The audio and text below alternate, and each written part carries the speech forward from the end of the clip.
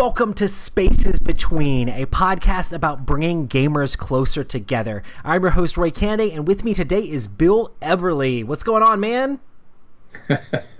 Lots, luckily, for me. I mean, to be at this point in my life and to have so much work doing game design, it's just, wow. I feel so lucky to be doing this. So some people might not know who Bill is, but Bill is a legend in the board games industry. You know, you and your creative team, you guys worked on designing Dune and Cosmic Encounter, and these games are just like such huge games as far as game design goes in the industry. Yeah, I mean, we think of Cosmic Encounter as kind of what started the whole revolution of doing basically every player is different every time, and every game is different every time, and those were goals that we set. And then Cosmic Encounter happened. And it took us a long time to get that game. Didn't just happen in a year. That happened over a period of time because we all were making livings, but we finally got it. We had sold the game to Parker Brothers, and they ended up doing a terrible design and then canceling the project. They'd given us I think $5,000 as an advance, but they ended up canceling it. This was just before Star Wars, and their sales department said space doesn't sell. You can't sell science fiction. And then, you know, I think within that same year, Star Wars happened. But anyway, so we were so incensed, and mostly at how, to the extent that they missed the design. They had converted the aliens with their special abilities into little plastic pieces, typical Parker Brothers, because they had plastic factories or connections. Right. So we went to Lake George. Jack Kittredge's family had a place at Lake George, and we had a weekend there when we put the whole thing together of pictures and then histories and that, you know, the description of the power to bring those aliens alive. And that's really when the Cosmic Encounter people know happened, is at Lake George, in reaction to the failure of Parker Brothers to kind of understand what the game really was. I mean, before that, we said, well, they're the big company, they know what they're doing. After that, we said, no, we know what we're doing. We're going to do what we believe in. Dune was basically taking the ideas in Cosmic Encounter of variable player powers and asymmetric, you know, that it doesn't, fair isn't funny. In other words, it doesn't, it can be unbalanced, and the players will balance it by their interactions and by their working together sometimes, and that it doesn't need to be every player is equal. That actually isn't as interesting as something closer to the way things really are, is things aren't equal. Right. So we were all big fans of Dune. We loved Dune. My guess is that we all read it a second time when we basically, Avalon Hill, somebody else was doing it. I think we went to them and said, we want to do this game when we read somewhere that they had the license, and they said, we've already got people. Sorry. Then they came back to us and they said, we hate what we got, we don't like. Will you guys take a crack at it? And they respected us because of Cosmic Encounter. So we dug in big time, and we had concepts that we had created, like the wheel battle resolution, the whole idea of a battle wheel, and the bidding and the combat is like very, like, there is weight to the combat because you're going to lose units, you know? Well, we really we had completed games with some of those concepts, and they ended up in Dune. Nice. And so, but we had such reverence for that book that it had to make you feel some of what that book was about. You had to for sure. feel like you were the Atreides, you were the Harkonnen, you were the Emperor. I mean, the Emperor, that's an easy one, you know. You're rich, everybody pays you. The Guild, well, you control shipping. The Fremen, well, you know, they're on the planet. Mm-hmm. They're on the planet, and they know the planet, and yet they start relatively weak. They're supposed to be the surprise factor. Right. When all of a sudden you realize, wow, they're everywhere, and we were all making a living. Mm-hmm. You know, we were all doing this at night, in the evenings. This was in our late 20s. Passion project. Yeah, exactly. And we at this point we thought of ourselves as game designers, but none of us make a living doing it. Mm.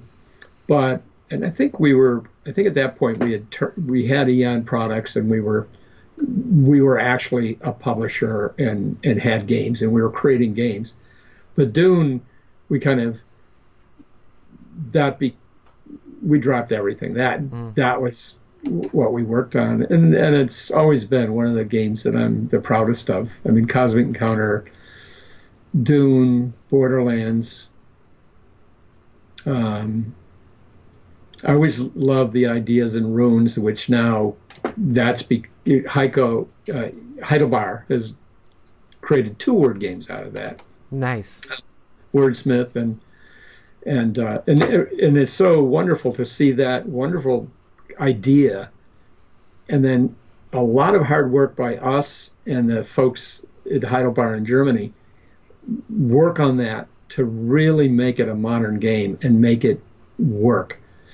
One, a really quick competitive game, everybody racing, and the other, a real thoughtful, can we solve this puzzle? Mm-hmm. That one will be out this, I think, late winter, spring. Oh, nice. So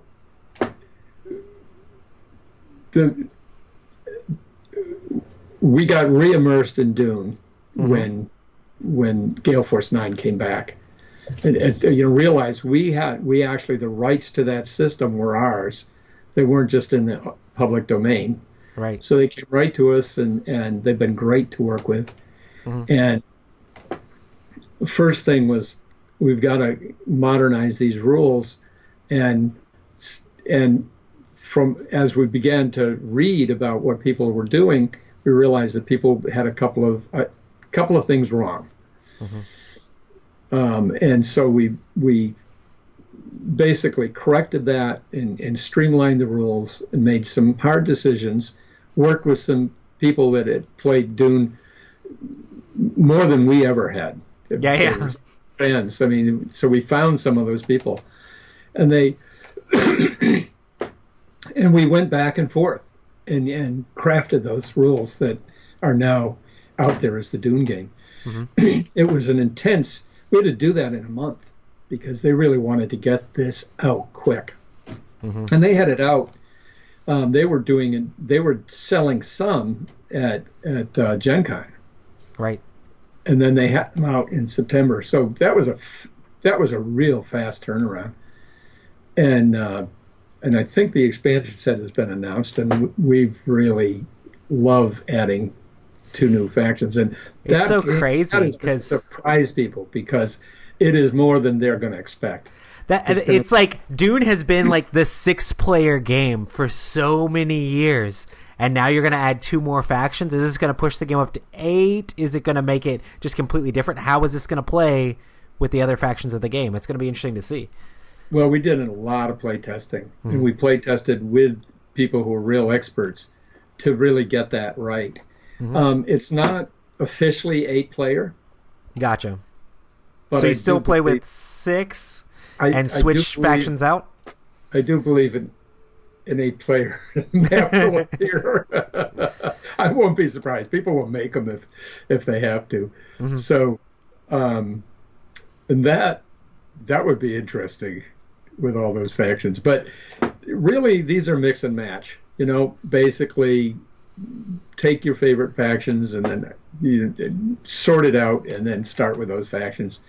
You can play a faction over and over again, and every time you play it, you learn new strategies and what you should be doing, and when you should go forward and when you should conserve. What are the acceptable risks? Because in Dune, everything is a high risk, high gain. It's risky, but that's the whole point. Life is risky. Yeah, for sure. I just love how take chances. You guys did some very interesting things with like the deterministic combat, where it's kind of like you're bidding and you kind of know a little bit of the odds, but you're not quite sure what weapons your opponent is going to play. Like this whole paper, rock, scissors thing is thrown in there.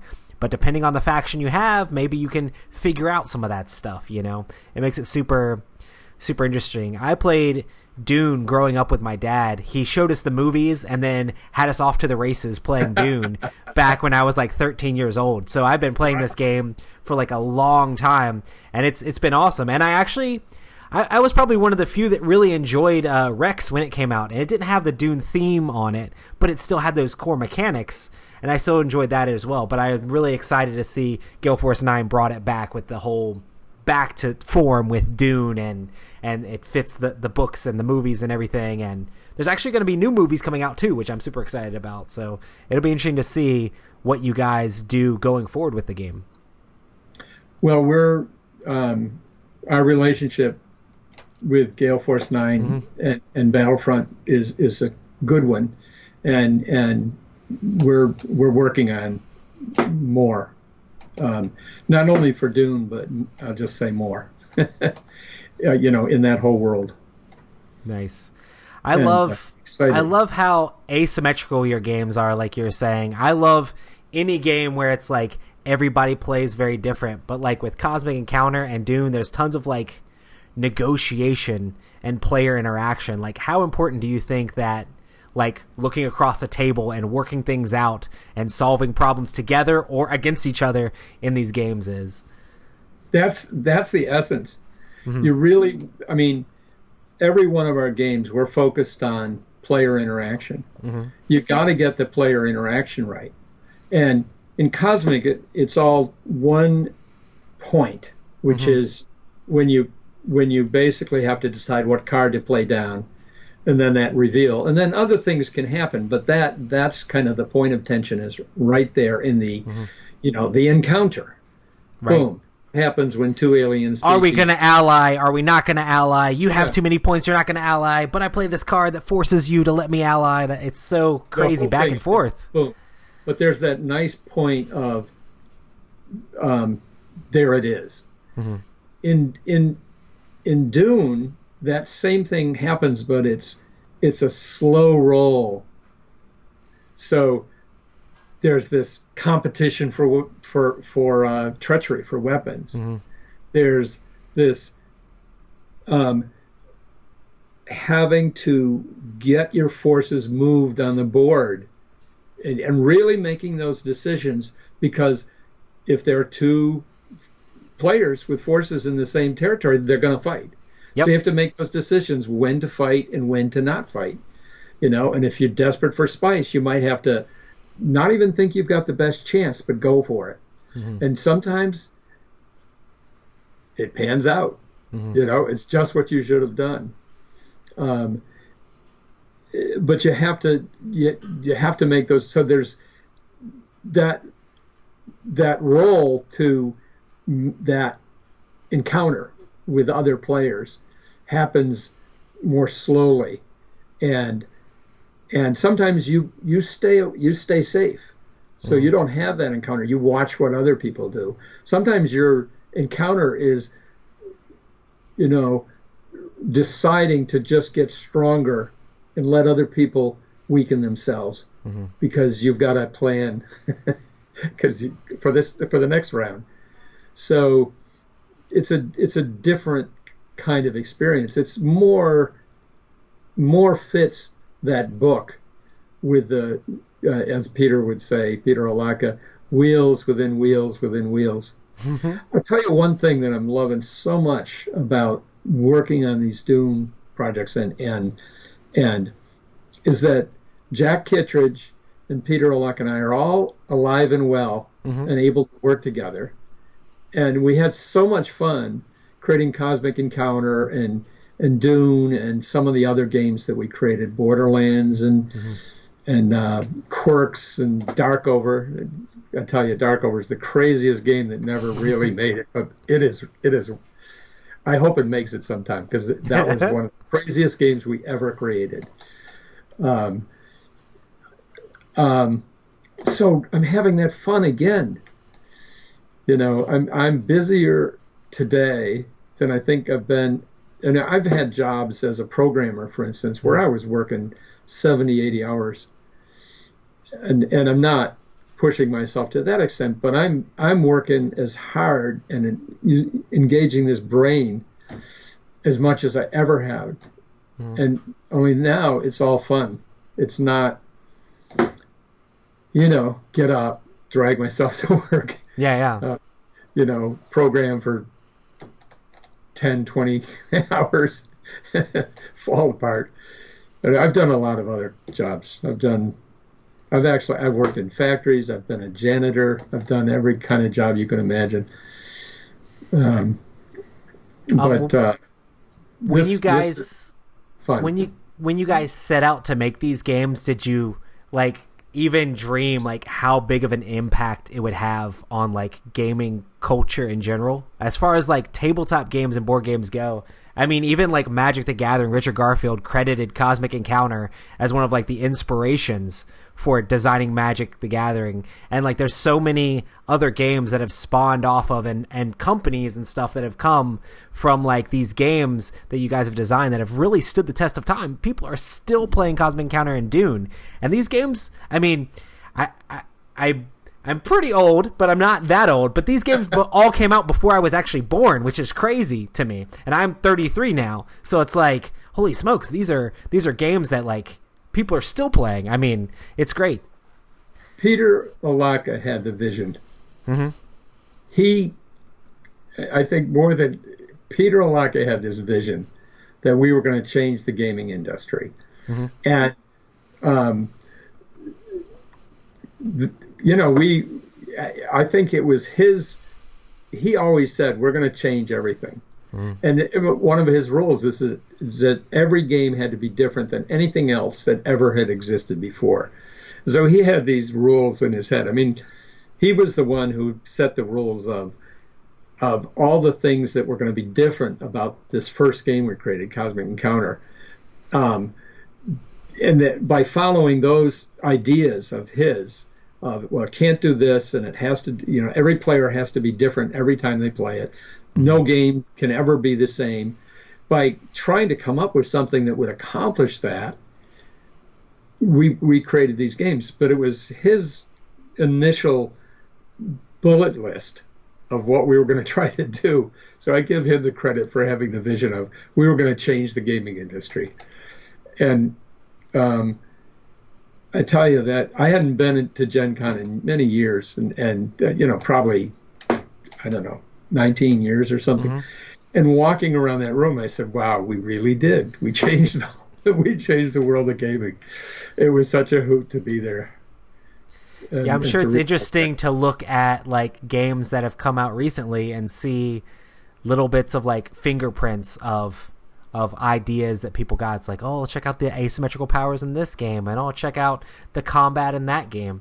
I mean, there's all sorts of games that use some interesting aspects from other games. It's kind of cool to see the impact, It's I feel very lucky and privileged, and it's well, it's okay, I can die now. Because it's I've done. Not yet. We need more Cosmic Encounter and Dune factions. Come on, Bill. Well, no. I mean that I won't be on that deathbed thinking, well, I didn't get anything done with my life. There was definitely a legacy lucky, that was left, right? I'm lucky to be working with Jack and Peter is I'm just I'm saying to my wife every day, oh, I feel so lucky to be doing this now. And Jack Kittredge, who's kind of pioneered working with soil in ways that don't release the carbon, and goes around and does lectures and stuff. Mm-hmm. Somebody came up to him. He told us today, we were doing a play test, and that somebody came up and said, "Are you the Jack Kittredge that's a game designer?" And it was somebody I love. Said, "I love Cosmic Encounter. I've been playing it for years, and I just bought Dune, and I love it." That's awesome. So he wanted to tell us that. So, yeah, I feel very lucky. What do you think? Like after coming through all of this, what's the passion that you guys have, or what's the reason that you guys have that you wanted to design games, and what drives you to continue to work on gaming? It's what happens between people in games. I mean, one of my favorite quotes ever was somebody who said that they'd learn more about their friends playing Cosmic Encounter than any other way, because those aliens give you a license to kind of let these other parts of yourself come out, and that's exactly what we wanted, So it's like to never take yourself too seriously, to kind of let go and become something more than you are, but what you really are, by just letting go and having fun. That's why that's why I design games, is what happens between people.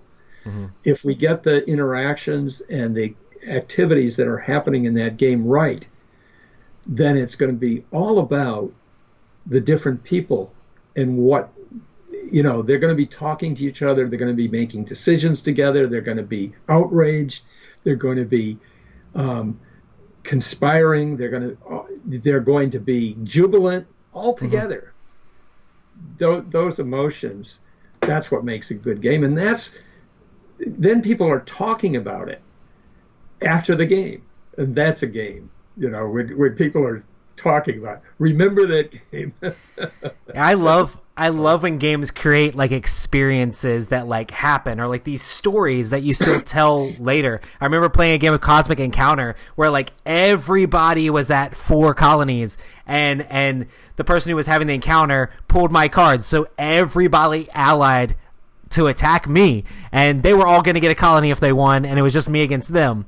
But somehow I had a card in my hand that let me get rid of a colony on a planet and then like put one of mine on it. So I ended up going up to 5 before everybody else. And it's just like things like that. Things like that. It's like we when I get together with those same guys, they still talk about those sort of stories today. And I mean, we've had epic moments of like in Dune where it's like at the last second somebody backstabbed somebody else and betrayed them and ended up getting enough of the settlements to be able to win the game. And it's just like these experiences and these moments are like these.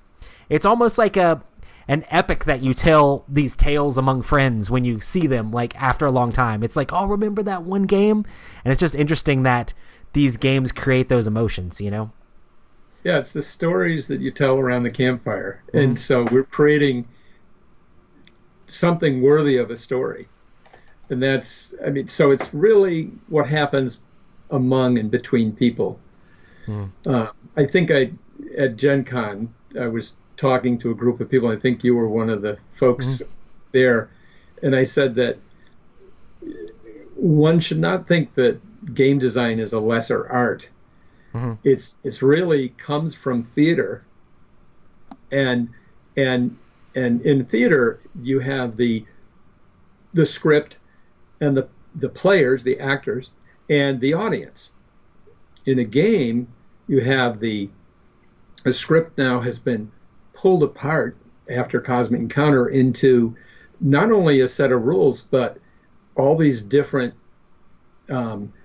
rules that may or may not come into the game, that are on cards and are in aliens or the advantages for one of the forces, one of the factions in Dune.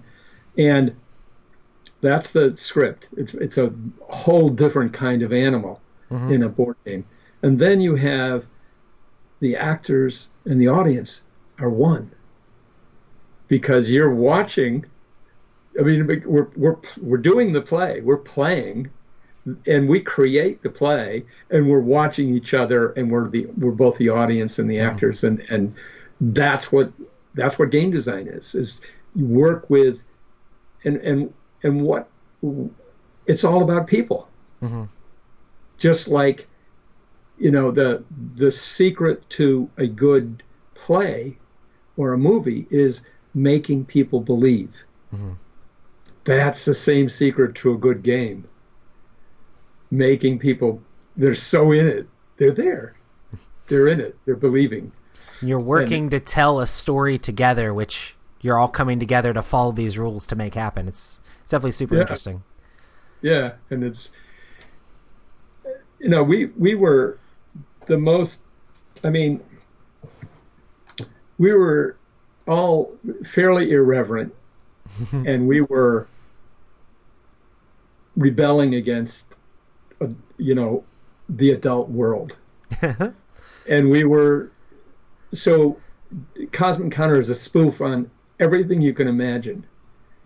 So that's the other aspect of it. And so that the people that get into it are people that, kind of can get into that spirit of everything is, don't take it too seriously, because, so I'm the virus, and you can get into that, or I'm the judge. What that's really about is partially a spoof. You actually, the book of Dune is you don't laugh very often, right? But you do in the game. You laugh.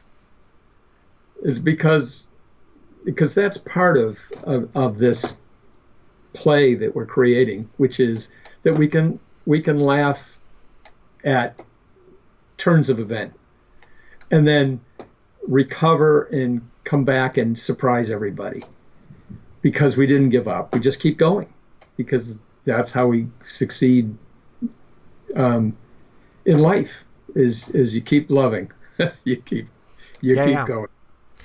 I find it interesting that both these games have the aspect of like allying and working together, but then also have the opportunity for betrayal and backstabbing in them. And I think it just adds such drama to the game. You're never quite sure who to trust. You're never quite sure like where to set your allies with, and then some people just play that up in the game, and you can walk away from the game and remember what happened in the game, and it still stays in that like circle of having played the game and it being a fun experience. But it's definitely interesting to see how different people react to that.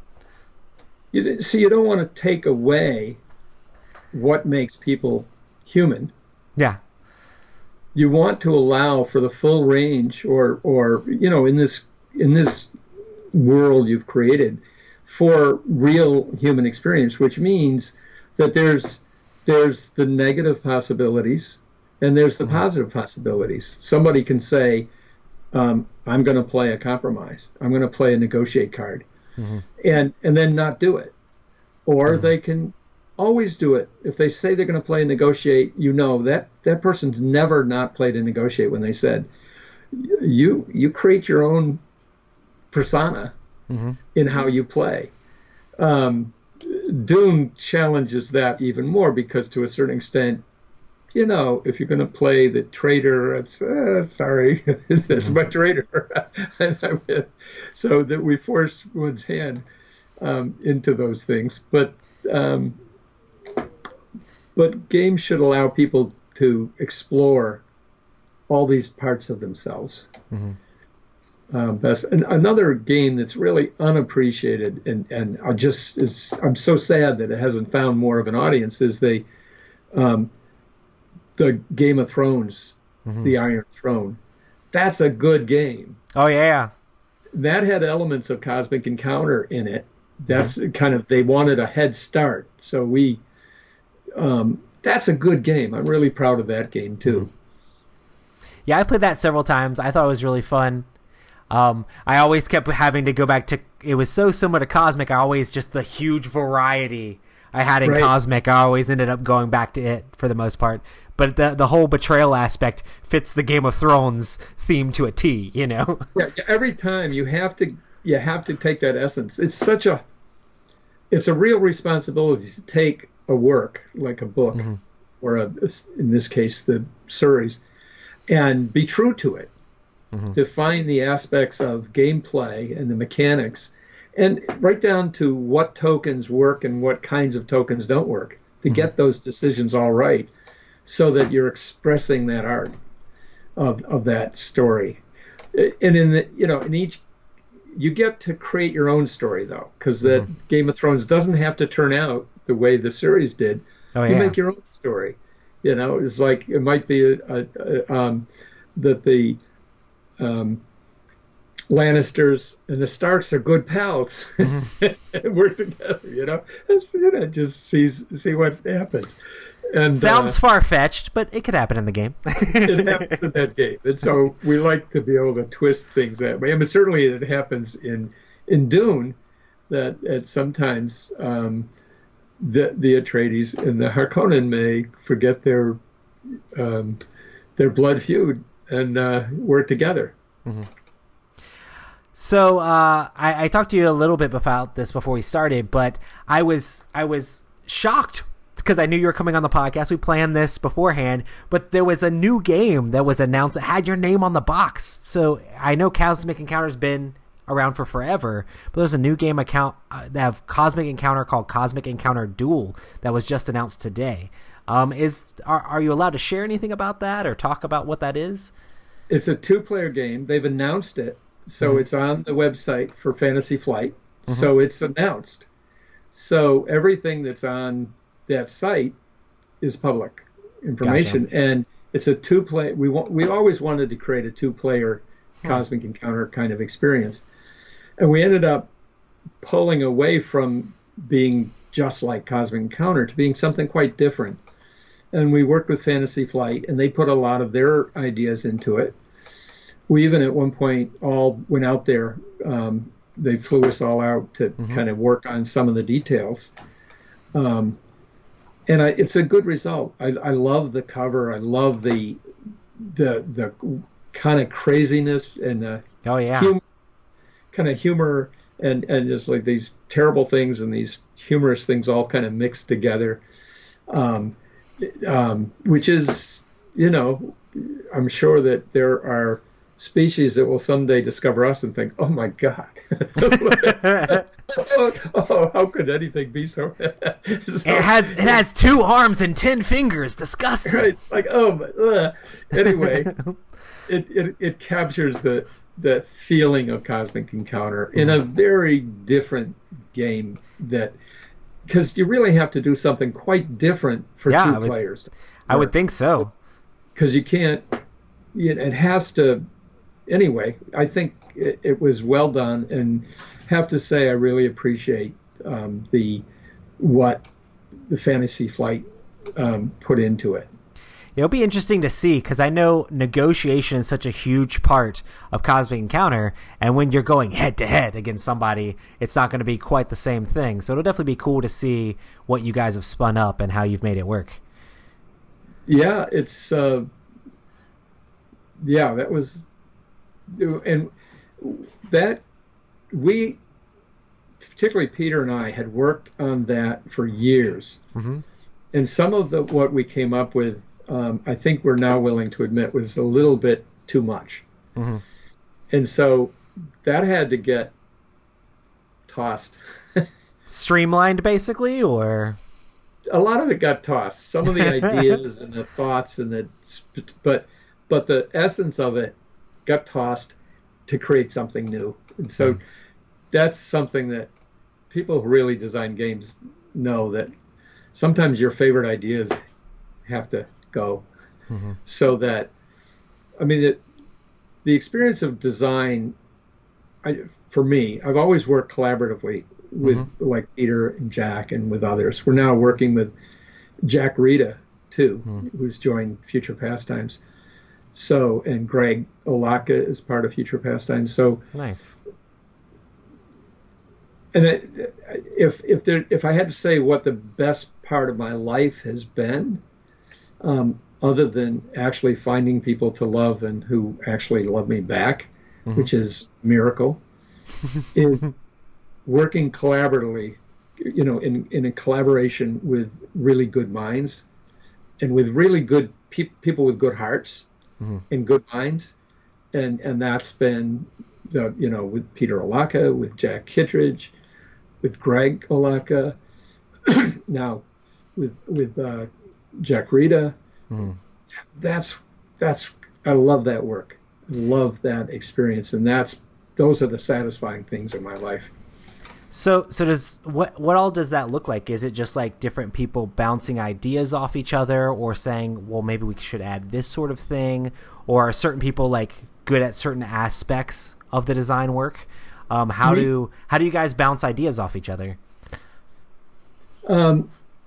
Sometimes we have, particularly Peter and I sometimes have big arguments, and we always did, that Jack and Peter and I, we would argue, and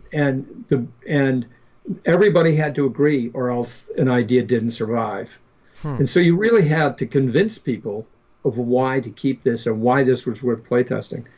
So how that looks today is that we collaborate using Skype, using Google Docs and Google spreadsheets. The businesses are run in spreadsheets that we've created. Nice. And that everybody can see. And we use Tabletop Simulator on Steam. And so we playtest. When we were doing the Game of Thrones, they would throw a design over the wall on Friday.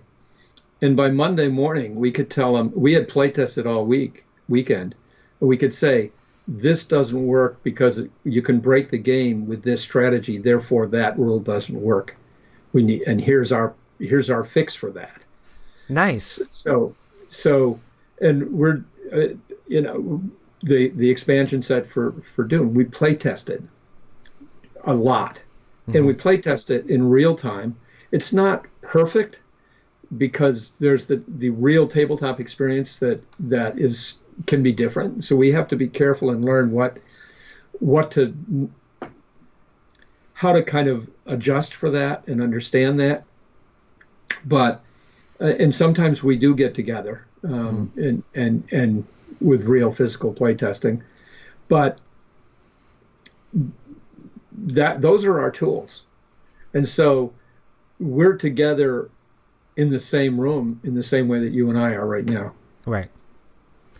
It's interesting how like advances in technology have allowed different ways of game design, because I'm sure you guys didn't have Tabletop Simulator back in the day, so it's interesting how these different tools can be used to make the games now.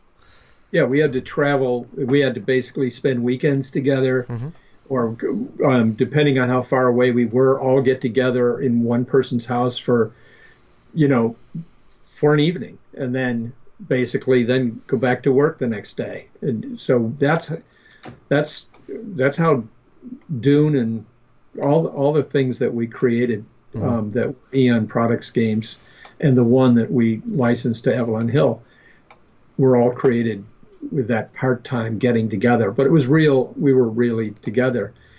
Now I live in Mid-Coast, Maine. Peter lives on the Cape Cod. Jack Kittredge lives in Western Massachusetts.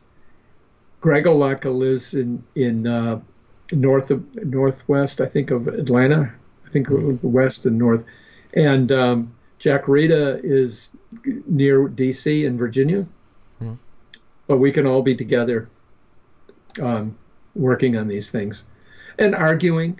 We absolutely disagree. And you have to prove your point. If you don't have reasons for your opinion, then it probably isn't going to go forward. It sounds like you guys, even you guys' design of negotiation games is a negotiation game in itself. It is. It's absolutely the best kind of.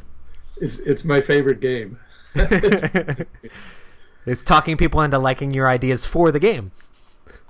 Um, Not always. Sometimes it's just as rewarding to kind of when I've been rejecting an idea and all of a sudden I stop and I really see it and I go, oh, yeah, you're right. That's a good idea. And I get it, you know? So to when I get those barriers down sometimes is just as rewarding as having coming. I write a lot of poetry too, and I wake up in the middle of the night and I write. And I also will be working on a game design issue, and I'll wake up in the morning with a solution, or I'll wake up and I'll write it down, and then I'll come to everybody and I say, okay, and I'll basically send out an email, or I'll make a proposal. I'll say, I think this is what we should do with this game. That sleep, that kind of that no, I don't know what you call it, that almost asleep, not quite asleep, that time when your imagination is kind of more than you can imagine. Yeah. You know, in your waking is a really magic time. It's interesting because I've listened to different podcasts and seen different things where like neuroscientists and like dream specialists and stuff like that have said stuff like, you know, how people say sleep on a problem and things like that. Like it's actually an actual real thing you should do, because when you're sleeping and when you're dreaming, then your brain's like playing through problems that you've done throughout the day. And when your days all day you're thinking about these game designs, or you're falling asleep thinking about a game design, your brain could try to figure that sort of thing out itself, and subconsciously almost could come up with an interesting answer, you know? Yeah, when you're doing design, you get so immersed in it. I mean, the experience with Heiko and his team at Heidelberg, and we were really struggling over, you know, we had these wonderful ideas, but we had to really solve problems. Like for Wordsmith, how do we not have to have a timer? Because it would have to be a different timer if it was 2 players versus 3 players versus 4 players. We had to solve that problem. Right. And we did. You know, the solution is that, you know, you're handing out all the pieces. Actually, that's a different game. That's the one that's coming. That's the game that's coming. That's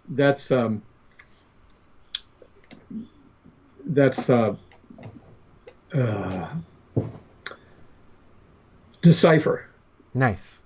And that's that. So I'm letting something out that maybe it's too soon. But that's a wonderful game, and I think there's already I pretty much described it in the video at Gen Con, so that's out. I'm not saying anything new. You could just watch the video from, and I explained the whole thing. We had to solve that problem of no timer, and we did. The mechanics of that game solves that just right. And that was a wake up with kaboom, with a grain of an idea that then gets thrown out, and then people start kicking it around, and together we come up with, aha, here we go. And that's with all of your experience in having like worked on games and been in the like doing game stuff for so many years, is there any like advice or anything you would say to somebody who's like interested in game design, or wanting to like has an idea and wants to get that out there into the world? I would say design.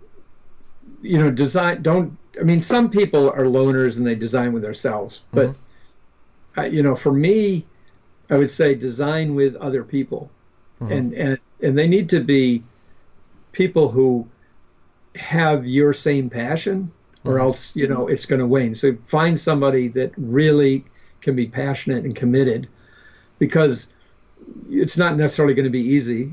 You're going to have to do it in your spare time while you're making a living sometimes, but find people with similar passion, and then have an equal relationship, so that you all have to listen to each other. And that way you'll be creating games that really are more than one person. They're many people. Mm-hmm. And that way it's going to appeal to a broader audience. It's going to be as crazy as Cosmic Encounter. And I guess also don't be afraid of the dumb ideas, because sometimes those are the best. And focus on people. Mm-hmm. Focus on focus on the interaction, and the interaction is between people. So what is this mechanic for this interaction? That's going to be the heart of what you're creating. And the better and more intense and more surprising and more full of possibilities you can make that, the better the game will be. Nice. And also, I like to think of I'm designing games for the generation ships which will go out, so that will keep those populations amused and fun and alive and enjoying each other and having fun as they travel to other worlds. So that I like to imagine designing for those generation ships, which I hope we will come to our senses, and someday the whole world will cooperate to begin to send those generation ships out. It's so crazy and interesting to think, like, you guys' games have to have massive amounts of replayability for them still to be played. I'm sure replayability is a huge deal for you guys, just because, like, yeah. I mean, the fact that people are still playing Cosmic Encounter and still playing Dune to this day means that, I mean, they have to be, I mean, all the combinations of aliens and Cosmic Encounter, it's infinitely replayable. I mean, there's probably more different game combinations of Cosmic Encounter than there are, like, stars in the universe. I mean, the way the math works out, that's insane to think of, right? Yeah, well, replayability is really, really important for us. For one thing, if we don't want to keep playing it, and if we're not continuously wanting to play it, and being ready to play it, then it goes on the shelf. I mean, we've got a lot more games on the shelf, and some of them that we pull off and we figure out how to make it. Okay, that's what was wrong. That's what was wrong. If anything, we're all better at this than we ever were. We haven't. We can look at things, designs, and say, and then when there's a reason to fix them, and say, oh yeah, that was wrong. This is, okay, and it's all to make them replayable. I mean, that's I guess the other bit of advice then is if the game isn't really making people want to play it, or when they bring it out, they're saying, oh yeah, yes, the last one was good. Yes, I want to play this again. Because it's going to surprise me. I also noticed that, like, direct conflict is, like, a big deal in these games.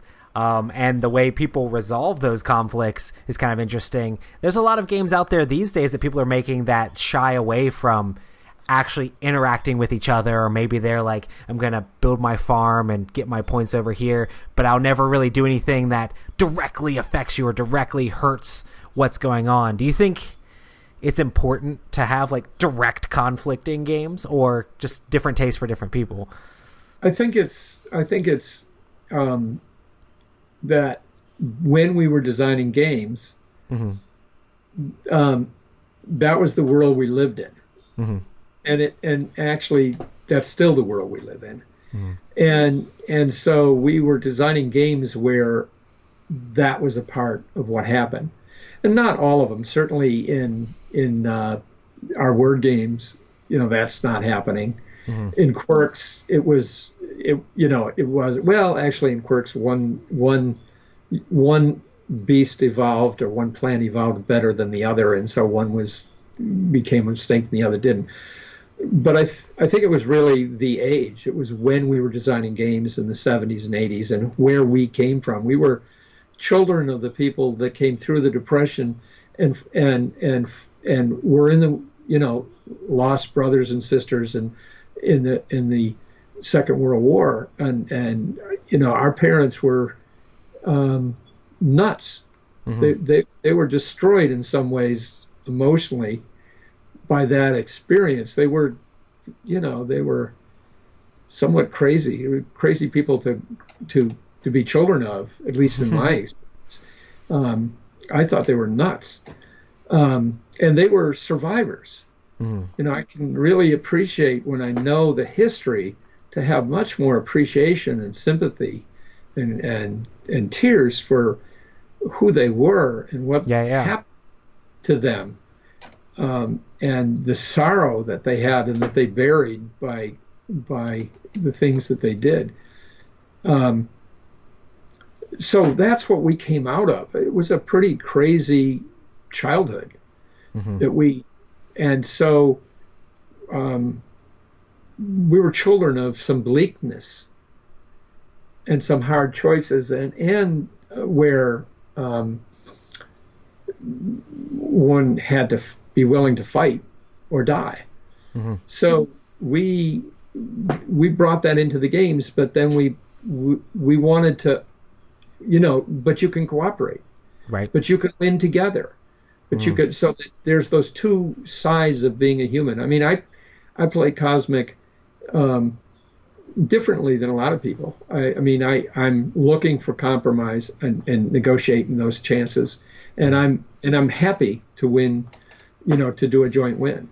Every time I play Cosmic, it's like, I don't care how I want to get to 5. I don't care who I bring with me. I want to bring as many people with me. If I could have everybody win the game together, I would. It normally doesn't end up like that, but it'll be. It's like, hey, let's do this together, hand in hand. And I mean, people know that about me when I play the game, and we'll get to the point. It's like, I don't want to leave anybody behind. There's somebody who's still on 1 and I'm on 3. I'm like, listen, they're not going to ally me when it's their turn. We got to get them up here. We got to get them up here on 3. And I'll say things like that in the game. And I know there's a lot of people that are like, I have to win the game by myself. And I think it's more fun to like figure out a way to math the game to win together. And I mean, like I said, you'll have those games where somebody pulls your encounter card and they have to attack you to win. And it's like, oh, well, but sometimes you can be like, hey guys, let's just negotiate. We can win together. It's fun. Yeah. So we built those possibilities in, and Dune, you get those alliances. Mm-hmm. So, I think it was the world we came from and the realities of that really meant that we didn't invent cooperative games. And that's one of the really new things that's kind of new to me too, and I'm looking at, and there are some games that we're mapping out or imagining that really would need that element. I think there's also a sharpness to conflict. So there's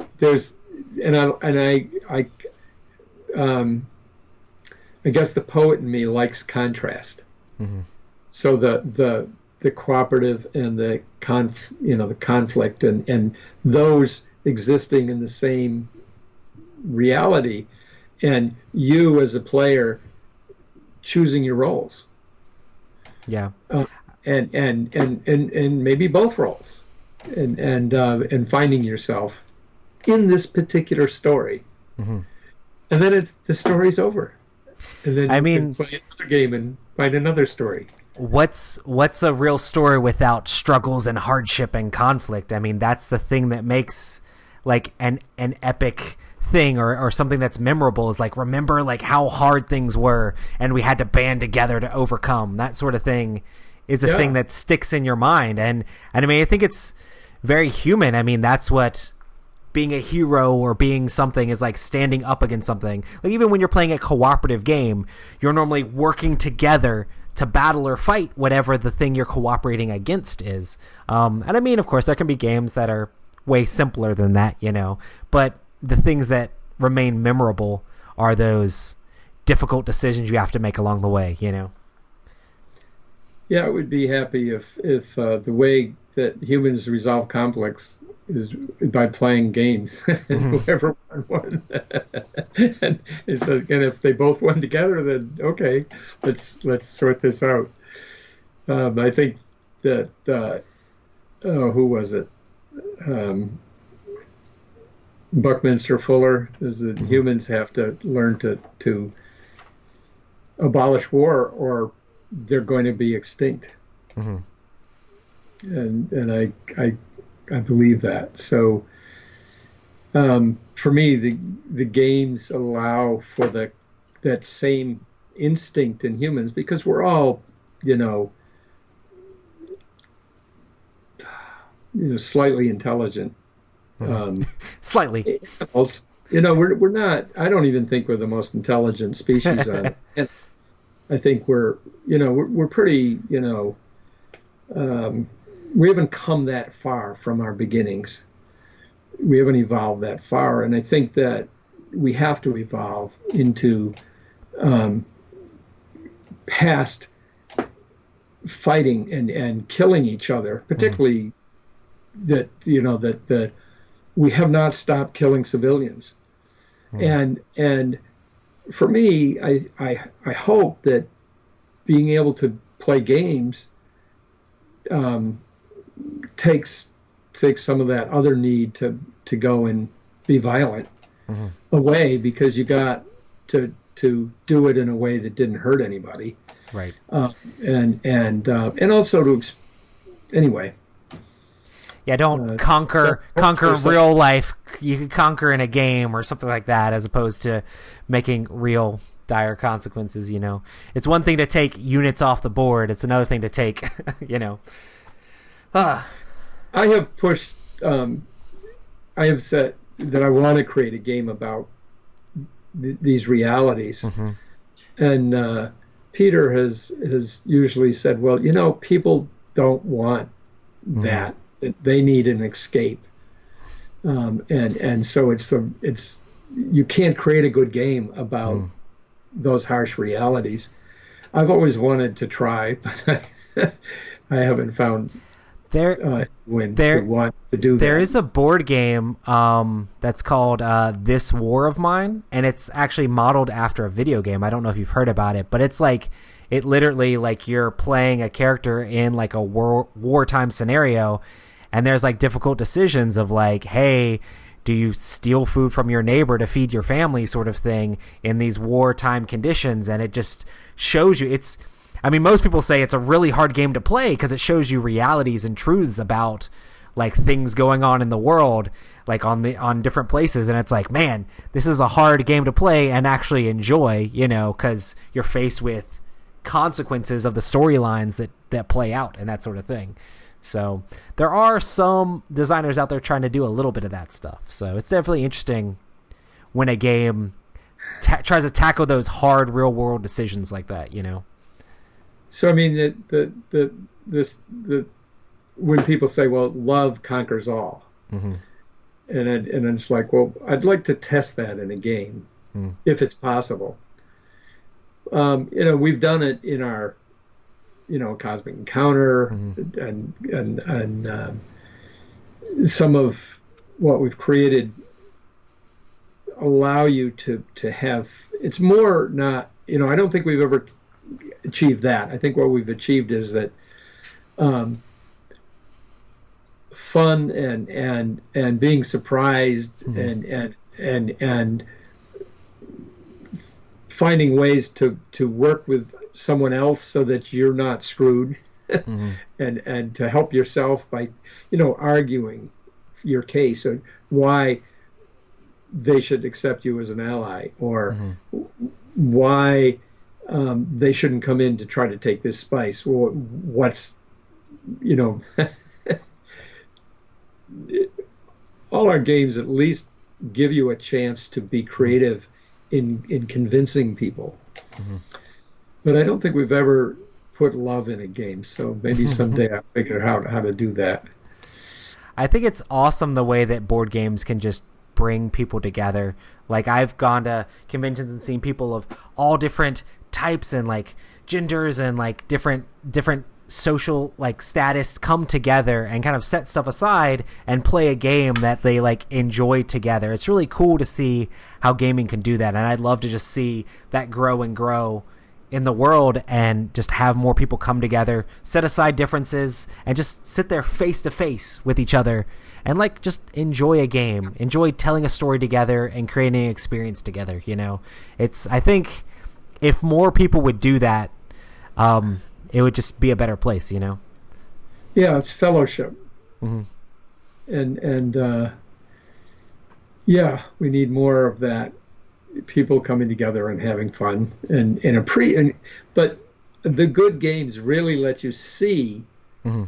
other people. It's not just this, you know, my straw man is Monopoly, because everybody mm-hmm. is the same. You know, they're trying to acquire properties, mm-hmm. And we wanted to, you know, that was the rule. It wouldn't be everybody's the same thing. Mm-hmm. And that you have an opportunity to really be different, and every time you play, well, what am I this time? What's a vulture? So, yeah. Well, I feel real lucky, and I appreciate getting a chance to talk to you. This is really very easy. It's like you're right there. Yeah, I love it. I think it's awesome, and that's one of the reasons that I love doing these like long form discussions and that just lead wherever they go, talk about whatever. We are at 1 hour though, so I guess we can wrap this thing up though. If anybody's interested in learning more about future pastimes or designs you're working on or anything they can look forward to, where can they find out more information? So we keep CosmicEncounter.com up to date, and also we have Facebook page for Cosmic Encounter, so we're on Facebook, and those and I think we also have Twitter feed, so we stay on social media, mm-hmm. and so you can whatever's current, you probably will find it on our Facebook page, and we'll also, as soon as we can put it together, put it on the Cosmic Encounter site. All the games that we've talked about are part of that Cosmic Encounter site, because really it's more than Cosmic Encounter, but Cosmic Encounter was the kind of the gift that we always say the aliens basically gave us that game to get us started. It's not us, it's the aliens. They're telling us what to do. And so that's kind of what gave birth to all of this. So that's CosmicEncounter.com is the point where we talk about all these games. And keep an eye on Cosmic Encounter Duel and Dune that's just come out from Gale Force 9 and the expansion to that should be super interesting, coming out super soon, right? Yeah, I'm not sure if I can say it's not going to be in the next month, maybe not the next 2 months, but soon. Awesome. Well, thanks so much for joining me, Bill. If anybody wants to check these out, they're on iTunes at Spaces Between, and also they will go up on the Dice Tower, and that's Mondays at 5 p.m. Make sure to check out the episodes there. Thanks so much for joining me. Thank you. See you next time. Bye. Thanks so much for watching another Dice Tower video. If you enjoy our videos, subscribe to the channel for more fun, comprehensive board game coverage. Also, consider joining us at one of our events. Come to Dice Tower Retreat, a small, intimate gathering where gaming is king. Join us for Dice Tower Cruise, the largest board game cruise. Attend Dice Tower West in Las Vegas for gaming fun on the West Coast, or Dice Tower East in Orlando in sunny Florida. Dice Tower Conventions, the friendliest gaming conventions on Earth. I'm Eric Summerer, and you've been watching The Dice Tower.